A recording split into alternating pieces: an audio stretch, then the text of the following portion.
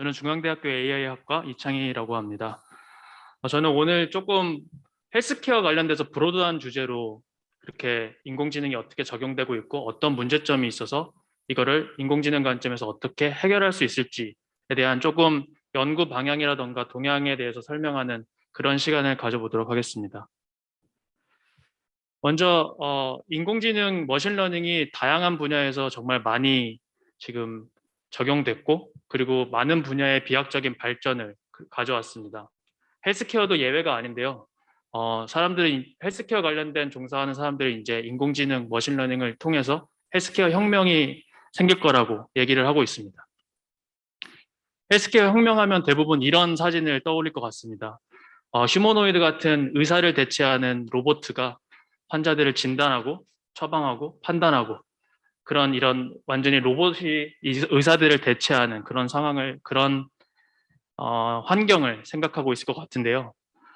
제가 생각하는 헬스케어 혁명은 조금 다른 모습을 가지고 있습니다. 다양한 정보를 머신러닝 데이터를 통해서 가져와서 질병을 분석하고 환자의 보다 맞춤형 예측 모델을 제안해서 의사들에게 보다 나은 그런 방법을 제시해주는 의사들을 서포팅하는 그런 역할을 수행하는 것을 생각하고 있습니다. 기존에 그런 인공지능이 활용되기 전에 그런 클리니컬 디시전 메이킹, 즉 의사들이 어떤 결정을 할 때 어떤 방식으로 데이터를 활용했고 환자들의 정보를 활용했는지 그 비교를 간단하게 나타내면요. 기존에 있었던 방식은 룰 베이스드라고 합니다. 룰 베이스드 모델 오브 케어라고 얘기를 하는데요. 이 예시는 전립선 암 환자에 대한 예시고요. 그 환자가 가지고 있는 암의 특성, 그리고 암에 관련된 수치 등을 이용해서 어떤 수치가 특정 값을 넘어선다. 그러면 어떤 방식으로 치료를 하고 특정 수치보다 낮다 그러면 어떤 방식으로 치료할지에 대한 룰이 다 나와 있습니다. 이런 룰을 바탕으로 의사들이 그 임상 판단을 하게 되고요. 그에 관련된 치료를 제안하고 그렇게 경과를 확인하는 게 현재 사용하고 있는 방식인데요. 머신러닝과 데이터가 비약적으로 발전했기 때문에 이를 최대한 잘 활용하면 우리는 이제 머신러닝을 활용해서 보다 개인화된 그런 맞춤형 예측 모델을 통해서 질병을 예측하고 보다 나은 판단을 임상 판단을 하도록 도와줄 수 있습니다. 간단한 예시로 코로나19에 대한 예시를 볼 수 있는데요. 저희가 코로나 때문에 전 세계적으로 많이 고통을 받았는데 가장 간단하게 이 그림에서 보여주고 싶은 거는 코로나를 통해서 폐 기능이 많이 악화되는 그런 급성으로 악화되는 경우가 굉장히 많은데요.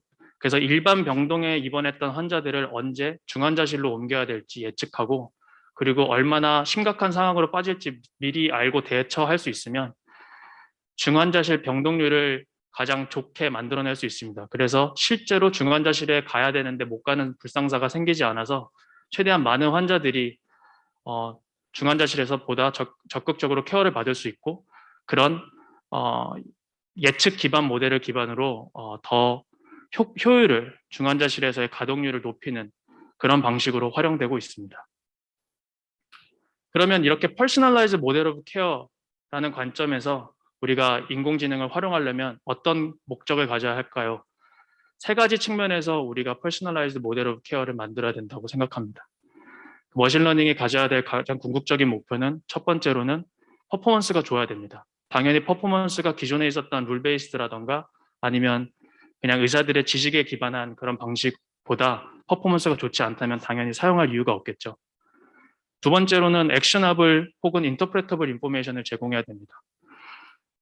아무래도 헬스케어는 사람과 직접적으로 연관되어 있는 분야이기 때문에 단순히 이 환자의 질병 예측 혹은 질병의 위험도가 몇 프로 정도 된다라고 보여주는 게 전부가 아닙니다.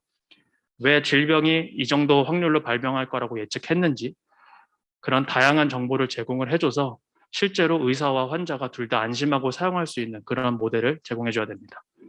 그리고 마지막으로 스케일러블 AI라고 새로운 데이터에 이런 모델들을 적용했을 때 실제 의료 종사자들이 머신러닝 관점에서 그런 지식 적게 있어도 실제로 자기네들의 데이터 혹은 자신이 관심 갖고 싶어하는 그런 질병에 적용해서 사용할 수 있어야 됩니다.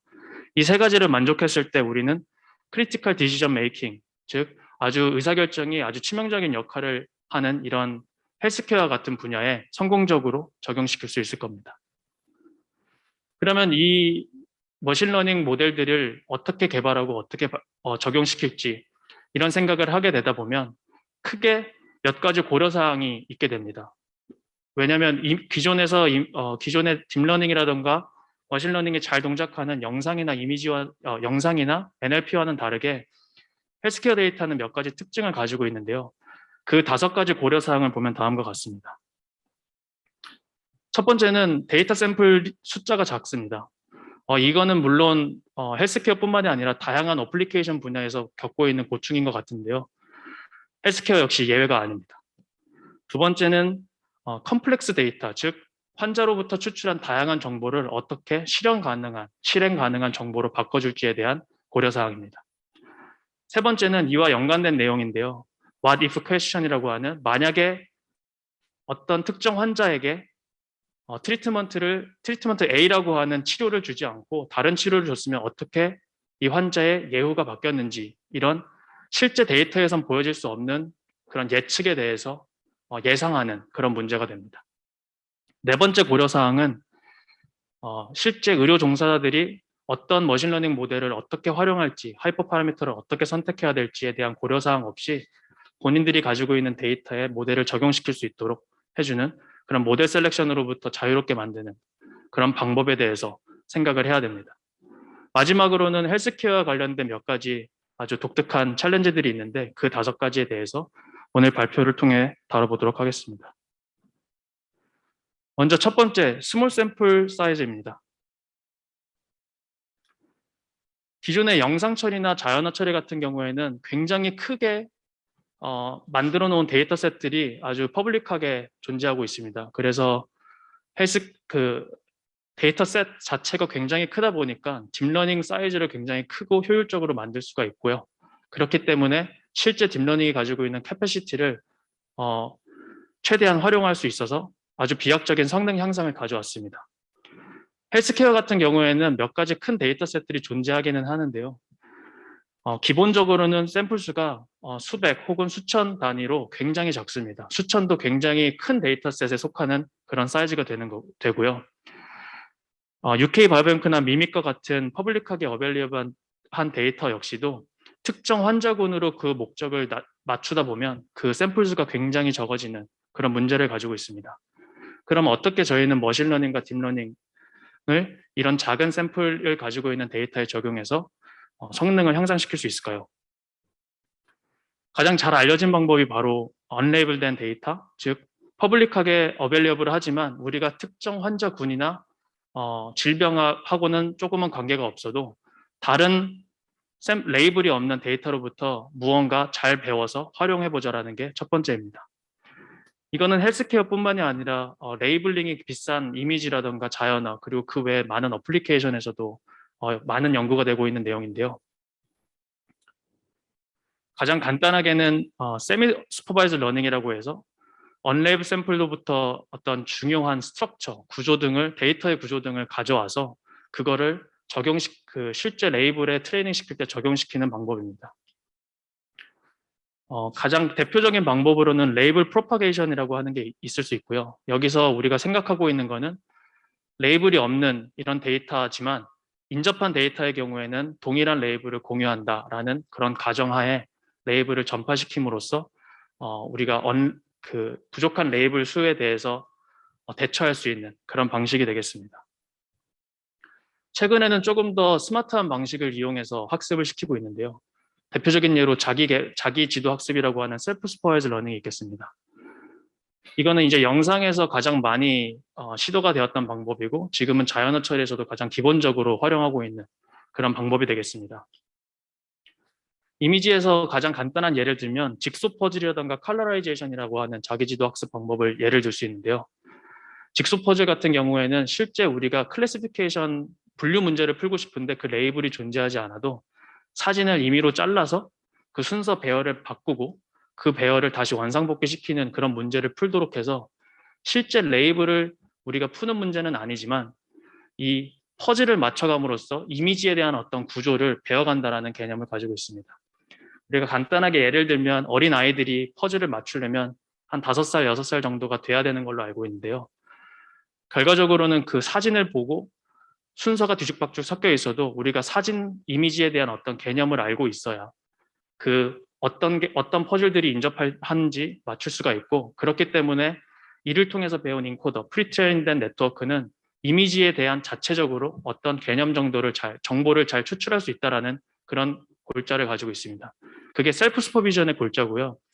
직소 퍼즐 외에도 컬러라이제이션이라던가 아니면 최근에는 콘트라스티브 러닝이라던가 다양한 방식으로 언레이블 샘플들을 활용하는 방법들이 제한되고 있습니다.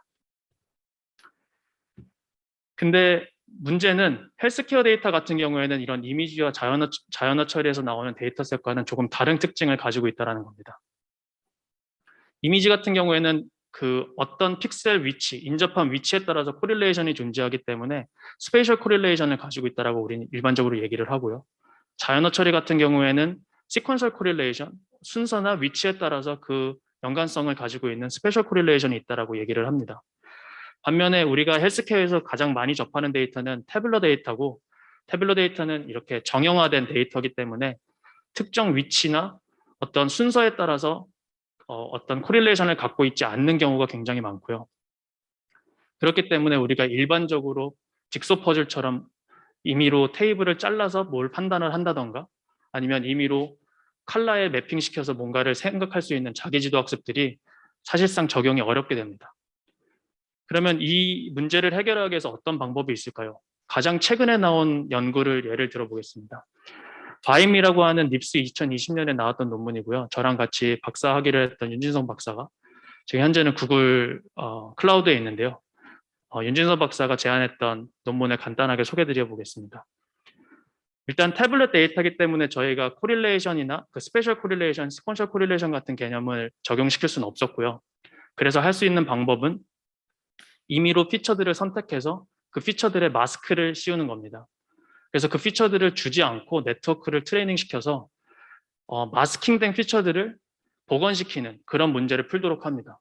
여기서 레이블은 전혀 사용되지 않았고 단지 일부 피처들을 가리고 인접한 피처들로부터 가려지지 않은 피처들로부터 복원시키는 과정을 수행함으로써 피처 간의 어떤 연관성을 배울 수 있다는 거죠. 기존에 있었던 벌트에서 사용하는 마스크드 랭귀지 모델과 비슷한 개념이라고 생각하시면 될 것 같습니다. 이런 방식으로 언레이블 샘플들을 활용해서 성능 향상시키는 논문들이 최근에는 꾸준히 발표되고 있습니다. 두 번째 방법으로는 트랜스퍼 러닝을 생각할 수 있을 것 같습니다. 트랜스퍼 러닝의 기본적인 개념은 소스 데이터, 비교적 크고 양이 많은 소스 데이터로부터 우리는 네트워크를 트레이닝 시키고 그 네트워크로 배운 무엇인가 그런 지식을 타겟 데이터에 적용시켜 주는 방법을 얘기합니다. 일반적으로 타겟 데이터는 데이터 사이즈가 조금 작거나 조금 더 어려운 문제를 가정하고 있습니다. 그래서 헬스케어에서는 어떻게 사용이 됐었냐? 이미지넷 같이 굉장히 큰 데이터셋에 거대한 CNN 네트워크를 트레이닝 시키고요.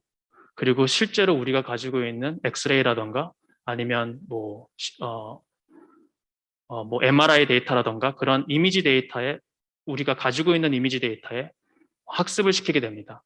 일반적으로 CNN은 큰 데이터를 통해서 미리 학습이 됐기 때문에 우리가 가정하고 있는 것은 이 CNN은 이미지라고 하는 기본적인 개념을 잘 알고 있다고 생각을 하고 있습니다. 그래서 이거를 통해서 엑스레이에 적용시키던가 아니면 다른 MRI 데이터던 같은 헬스케어 영상에다 적용시켜도 기본적인 영상의 개념을 가지고 있기 때문에 훨씬 더 쉽게 학습한다는 그런 개념을 가지고 있습니다. 그 내용이 바로 요 프리트레이닝 그리고 파인 튜닝에 관련된 내용이고요. 근데 이 역시도 영상 외에는 사실 비교적 제약이 있습니다. 가장 대표적으로 우리가 아까도 말씀드렸듯이 우리가 다루는 헬스케어 데이터는 태블릿 데이터라고 말씀을 드렸잖아요. 그래서 두 가지 문제점을 가지고 있는데요. 하나는 디스트리뷰션 자체가 다를 수 있다는 겁니다. 병원 호스피털 A 그리고 호스피털 B라고 하는 두 가지 다른 병원이 동일한 환자군에 대해서 데이터를 모으고 데이터셋을 만든다고 해도 그 위치, 호스피털이 어디에 있냐에 따라서 그 환자군에 대한 그 디스트리뷰션, 파퓰레이션이 다를 수밖에 없습니다. 이게 만약에 저희가 한 나라뿐만이 아니라 다양한 인종이 존재하는 그런 세계적인 병원에서 데이터를 수집한다 그러면 한국에 있는 데이터는 대부분 아시안에 대한 데이터일 거고 미국이나 영국에 있는 데이터는 조금 더 다양한 인종을 가지고 있겠죠. 그렇기 때문에 디스트리뷰션 자체가 차이가 나기 때문에 이 문제를 해결해야 됩니다. 두 번째는 이거보다 사실 더 복잡한 문제인데요.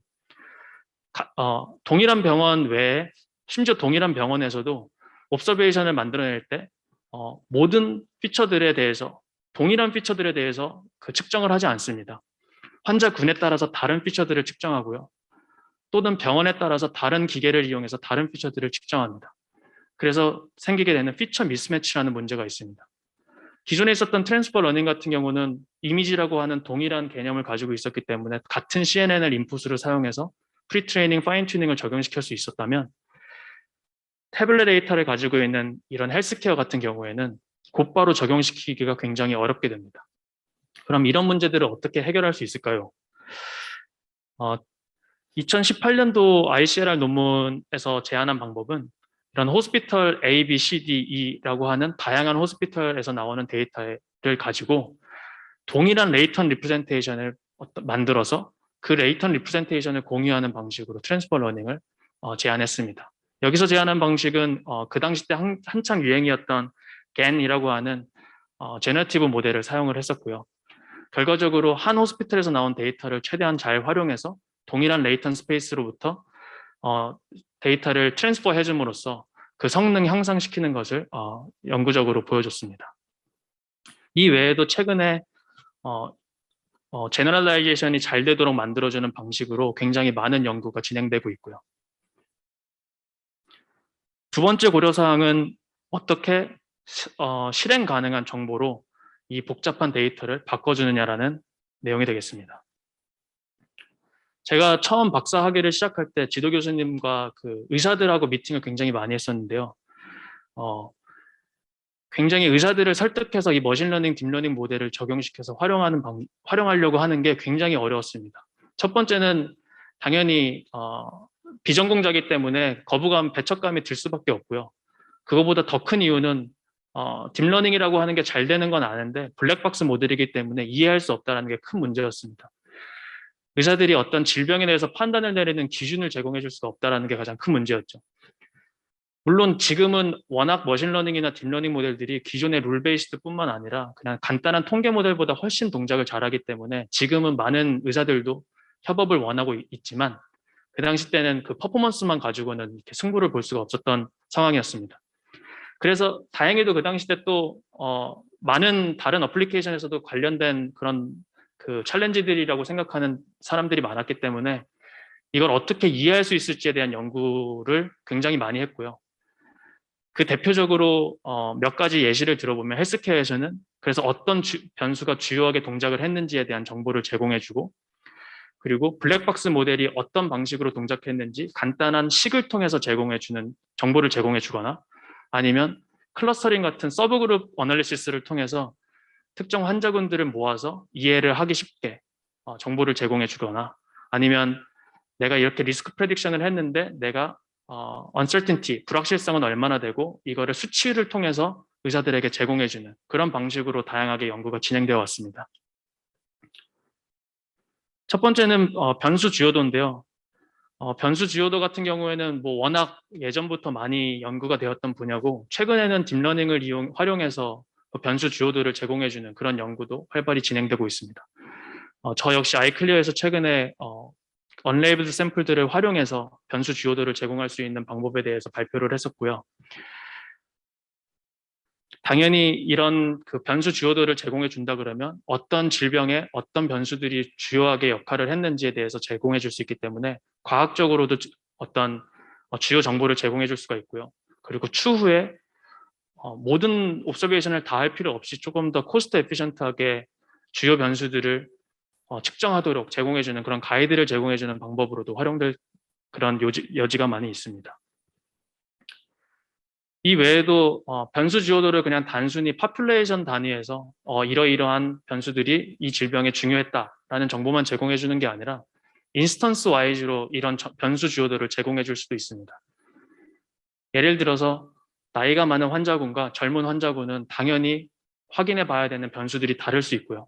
여자, 남자에 따라서 질병이 다를 수 있기 때문에 그 변수 주요도도 사람마다 개인화될 수 있다라고 저희는 기본적으로 생각하고 있었고요. 그래서 보여주는 방식은 샘플마다 다른 변수 주요도를 보여줌으로써 어떤 샘플들이 이 리스크를 만들어냈을 때, 그러니까 머신러닝 모델이 특정 리스크를 만들어냈을 때 어떤 샘플에서는 어떤 변수가 주요했고 다른 샘플에서는 다른 변수가 주요했다는 것을 보여줌으로써 환자에 대해서 의사들이나 의료 종사자들이 보다 쉽게 이해할 수가 있고요. 마찬가지로 환자들도 어떤 부분 때문에 자기의 리스크가 이렇게 나왔다는지 볼 수 있기 때문에 더 이해하기 쉬운 그런 정보라고 저희는 생각하고 있습니다. 이와 관련돼서도 많은 연구가 진행되어 왔고요. L2X랑 인베이스라고 하는 게 그 대표적인 논문이 되겠습니다. 사실 이 인스턴스 와이즈 베리어블 임포턴스 혹은 피처 셀렉션이라는 개념이 처음 나온 개념은 아니고요. 기존의 NLP나 자연어 처리 여기서도 센텐스를 주고 왜 이런 클래시피케이션을 했는지 어느 단어가 주요했는지를 찾아가는 레셔널라이제이션이라는 이름으로 동일한 연구가 많이 진행되어 왔습니다. 사실 이 부분은 헬스케어뿐만이 아니라 지금 딥러닝이 왜 잘 동작하는지에 대해서 많은 사람들이 호기심을 갖고 있기 때문에 다양한 어플리케이션에서도 활발하게 연구되고 있는 분야라고 할 수 있겠습니다. 두 번째 방식은 이 트레이닝된 학습된 모델들을 우리는 블랙박스로 처리를 하고 이를 보다 쉽게 이해할 수 있는 비교적 간단한 수식으로 얘를 설명해 보자라는 화이트박스 모델링이라고 하는 개념입니다. 의사들이 가장 많이 사용하고 있는 모델이 콕스 리그레션 혹은 리니어 모델, 로지스틱 모델이 가장 많이 사용하는 통계 기반의 모델이 되는데요. 너무나 간단하게 어떤 변수가 이 리스크 프레딕션에 얼마만큼의 코에피션트로 동작을 했는지를 보여주기 때문에 아주 이해하기가 쉬워서 가장 많이 사용하는 걸로 알고 있습니다. 물론 일반 데이터에도 동작을 잘 하는 편이고요. 그러면 저희는 이 복잡하게 배운 딥러닝 모델들을 블랙박스로 가정을 하고 왜 이 프레딕션이 나왔는지를 간단한 수식으로 설명할 수 있다 그러면 블랙박스에 대해서 조금 거부감이 줄어들게 되고 얘를 조금 더 잘 이해할 수 있기 때문에 이런 연구도 많이 진행되고 있습니다. 본 슬라이드에서 보여주고 있는 그림은 2019년 립스에서 발표된 Demystifying Black Box Models라는 제목을 가지고 있는 논문인데요. 궁극적으로 머신러닝이든 딥러닝 모델이든 블랙박스를 처리해서 인풋을 주면 프레딕션 값이 나오잖아요. 그 관계를 가장 잘 표현하는 간단한 수식을 만들어내는 게 이 논문의 목적이 되었고요. 이를 통해서 훨씬 더 쉽게 의료 종사자들이나 비전문가들에게도 더 많은 정보를 제공해주는 그런 모델이 되겠습니다. 세 번째 방식은 서브그룹 어널리시스가 되겠습니다. 당연히 그 인풋의 디멘전이 커지게 되면 그 인풋을 이해하는 게 굉장히 어려워지게 될 수밖에 없는데요.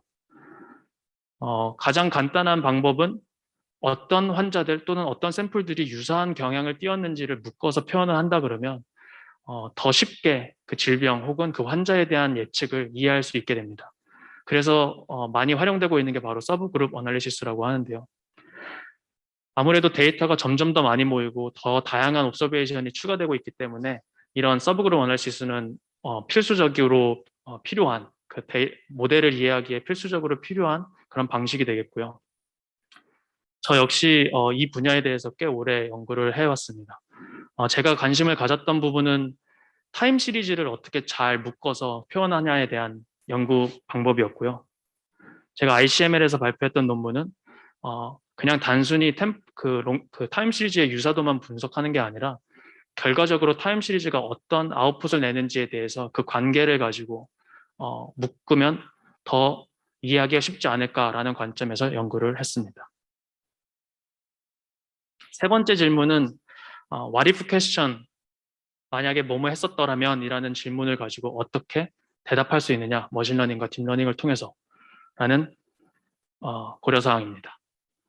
우리가 일반적으로 궁극적으로 저희가 관심을 가져 하는 거는 결국에는 환자가 있고 이 사람의 질병을 예측하고 그래서 어떤 트리트먼트를 줘서 이 환자의 질병 발병을 낮추던가 아니면 위험도를 낮춰줄 수 있는가라는 문제로 귀결될 것 같은데요. 그러기 위해서는 특정 트리트먼트를 줬을 때랑 안 줬을 때 이 환자의 예측값이 어떻게 달라질지에 대해서 예상을 해야 됩니다. 그 문제를 우리는 what if question이라고도 얘기를 하는데요. 궁극적으로 머신러닝이라고 하면 혹은 딥러닝이라고 하면 저희가 많은 옵서베이션 데이터, 관측된 데이터를 가지고 무엇인가를 배워서 프레딕션을 하는 그런 과정을 거치게 됩니다. 그래서 우리가 배우는 거는 사실상 관측된 데이터로부터 인풋과 아웃풋의 어떤 어소시에이션, 연관성을 배우게 되는 건데요. 실제 우리가 관심을 가져 하는 거는 이 연관성에 대해서 그대로 프레딕션 하는 게 아니라 이 연관성의 고리를 끊어서 트리트먼트를 받았던 환자들에게 받지 않았다라면 어떻게 됐을지, 받지 않았던 환자한테 받았다면 어떻게 됐을지에 대해서 보다 정확한 추정을 할 수 있도록 제공해 주는 게 궁극적으로 이 문제에 대한 해결책이 됩니다. 그러면 이 관측된 데이터로부터 어떻게 이 문제를 해결할 수 있을까요? 일단 이게 왜 문제인지를 먼저 간단하게 설명을 해보면요.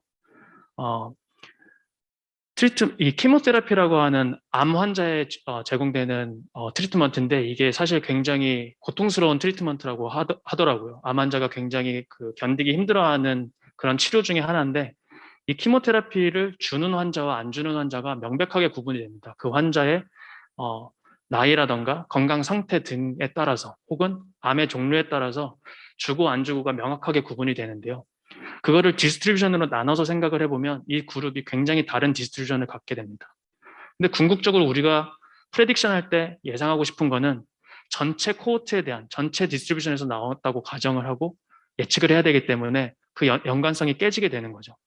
우리는 키모테라피를 받았던 환자한테 받지 않았을 때 결과는 알 수가 없고 데이터상으로는 받지 않은 환자의 결과를 그러니까 받지 않았던 환자의 받았을 때의 결과를 데이터상으로는 알 수가 없기 때문에 이 문제가 굉장히 다양한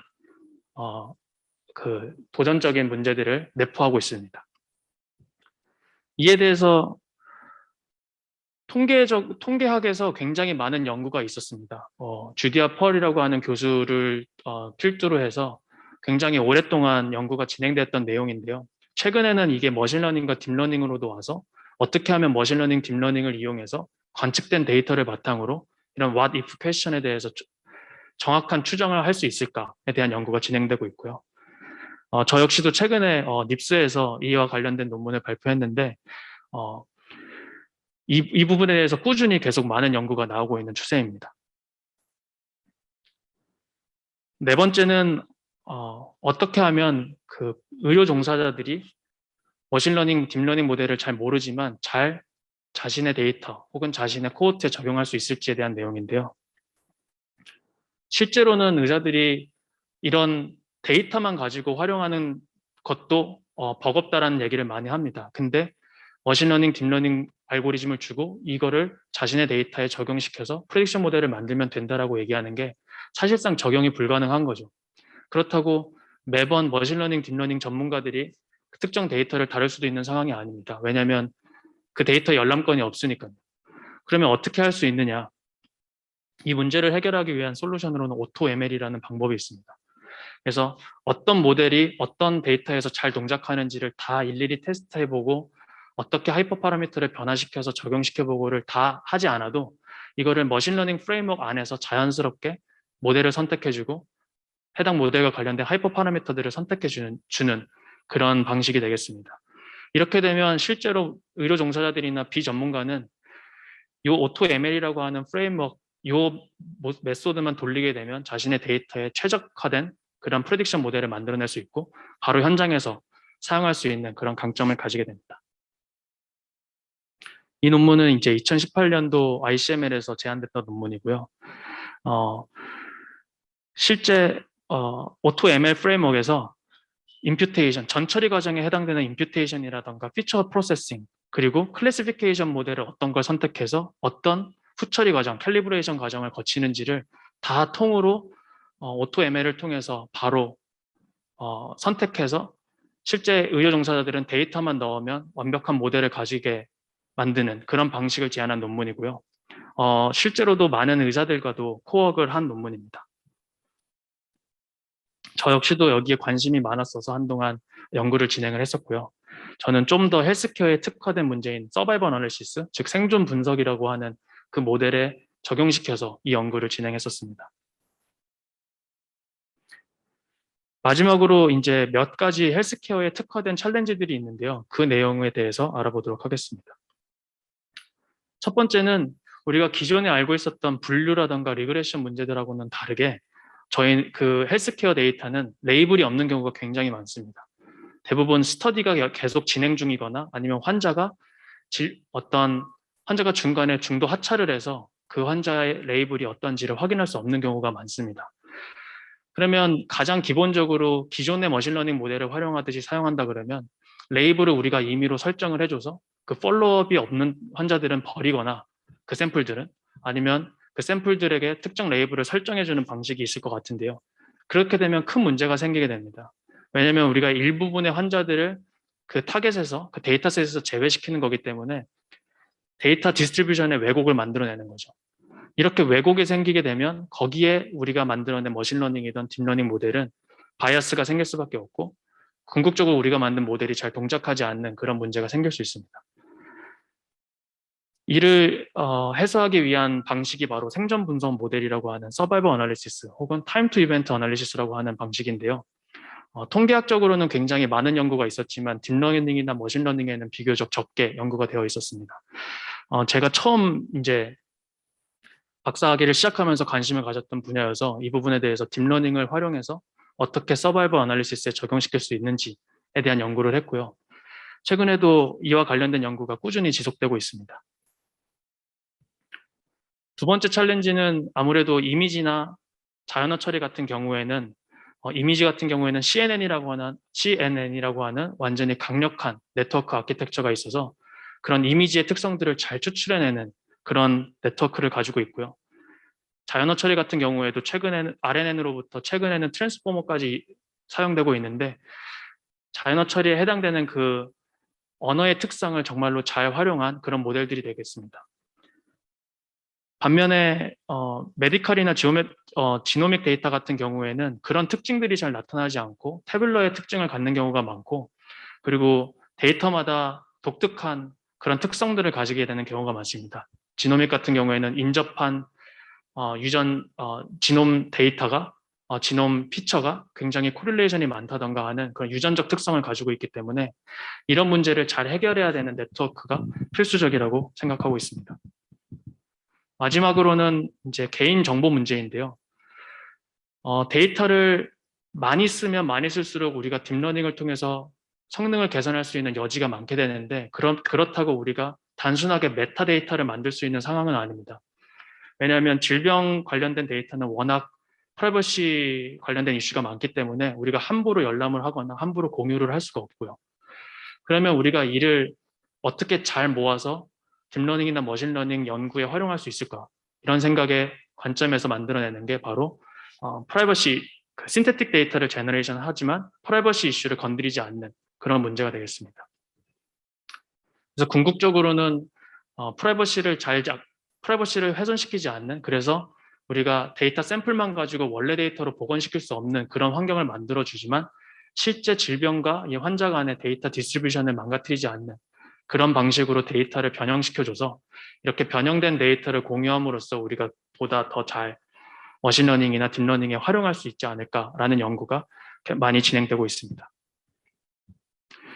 그래서 궁극적으로 제가 생각하는 근래, 그러니까 멀지 않은 미래의 그런 예상은 어떻게 되느냐? 바로 이런 모습이 될 것 같습니다.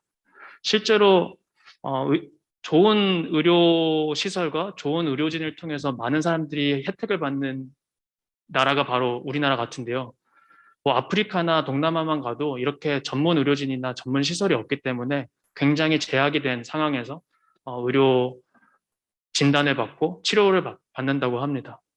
만약에 이렇게 AI 기반으로 이렇게 의료 진단이나 질병 예측 같은 거에 대한 서포트를 해줄 수 있다 그러면 우리가 이거를 활용해서 보다 많은 생명을 살릴 수 있는 그런 연구가 될 거라고 생각하고 있습니다.